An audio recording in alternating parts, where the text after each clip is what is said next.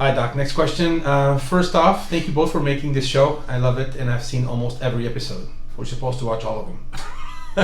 My question is, what is Dr. Rand's opinion on the best way to control estrogen and DHT while on TRT and finasteride?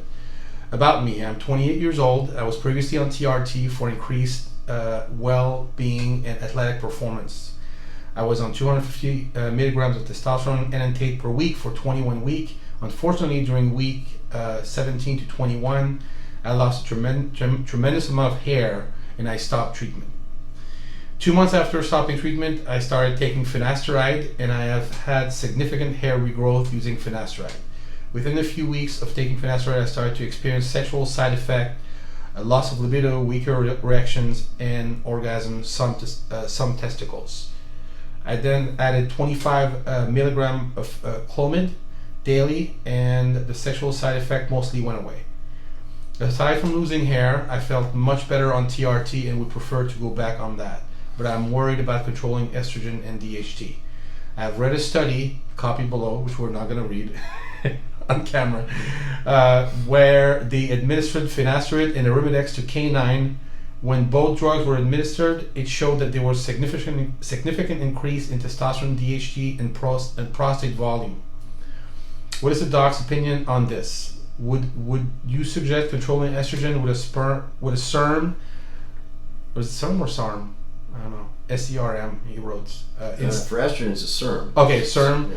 instead of an AI, or using a different type of AI like Eximstain? Aromacin, yeah. Okay. Thanks in advance. Once again, I love the show. He's sending us some pictures of his hair and all that stuff, blah, blah. So, what do you think, Doc? I'm going back and reading. Yeah, it doesn't make a lot of sense. He said something about DHT going up while taking finasteride. That doesn't make a lot of sense because that's what 5-alpha reductase inhibition does. It lowers your DHT. So effective dual inhibition of 5-alpha reductase and aromatase on spontaneous. It said it raised the DHT. That makes no sense. And I'm reading the results. I said I wouldn't read this on camera. You said we won't. No, it says it lowers. Yeah, it's going to lower your DHT. However, significant reserve with it.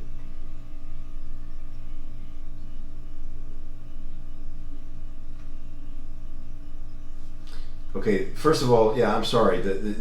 First of all, this is on canines, and yeah, this study, I see where he says they found some cases where the DHT levels increased significantly. That makes no sense. So dogs might have a different mechanism of action for producing dihydrotestosterone other than through conversion using 5-alpha reductase from testosterone to DHT. So yeah, we kind of got to throw the study out. That doesn't make any sense against dogs. And again, I mean, no. I look.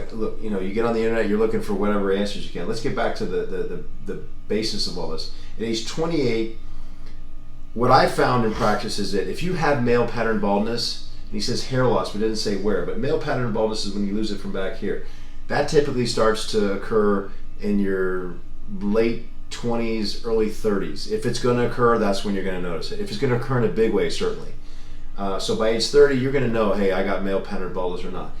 This could be just correlative. It's, hey, at 28, things are setting in, and you accelerated it by getting on exogenous testosterone, which converts, obviously, more readily when you have extra to dihydrotestosterone. Dihydrotestosterone is really what's accelerating it, not testosterone.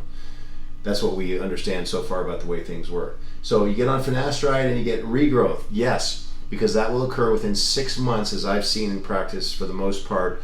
You can reverse things. Like with women, deepening of the voice, hair in the wrong places, even clitoral enlargement when they're using excessive dosages. You can get some or all reversal of those side effects if you notice them and stop within 6 months of noticing them. Or of when they actually occurred, whether you notice them or not. So hopefully you notice them right away, and if you stop within 6 months, most or all of it will reverse. Oh, wow. So this totally makes sense so far. Now, what also makes sense is you stymie the DHT production, and people forget it's I think depending upon the receptor, 2 to 5 times more potent than testosterone. So, in other words, where it's having its effect, where it's binding to the receptor. So, you got low T because you've gone off, right? And now you're killing the one thing that was giving you, putting some lead in your pencil, giving you something in effect. Has the side effects too, but it's very potent. So you bury your DHT and all of a sudden you start having problems related to low testosterone overall. Makes sense. Bailed on the finasteride, went on clomiphene. Okay, so now you are building your endogenous production back up again, and the sexual side effects went away. Well, you got your high T to make up for it. And that's why when you start on replacement therapy, at least in my practice, if someone has an issue with hair or acne, both of which are driven, exacerbated, if it's in your genes, by dihydrotestosterone, I say, hey, wait, give me at least 6 weeks of replacement therapy so we get your T levels back up and you feel good, so that we don't yank the rug out from underneath you. The only thing you're clinging to is that more powerful DHT. Mm-hmm. Wait till we get enough T, compensatory T in there, so when we obliterate your DHT, if that's what you want to do, you won't feel it. So this all makes sense, right? Am I making that clear? So, I felt better on TRT. Well, you were probably at super physiologic dose, more than likely with 250 megs of testosterone enanthate per week. To control estrogen, if you're worried about that, you use, again, my favorite I've always said is Nastrazol, an AI, and DHT. You're left with finasteride or dutasteride. Saw palmetto works very weakly. But here's an option. Instead of taking it internally, you can use ketoconazole, which acts as a 5-alpha reductase inhibitor.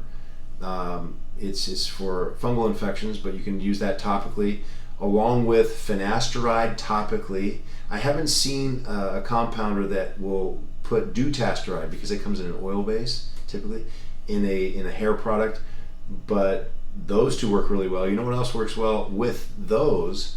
Okay, and again, why am I saying this? Because topically you get it right at the hair follicle where you want it, mm-hmm. but you're not going to absorb much systemically, so you can avoid the sexual side effects or any other side effects that he was complaining about, like,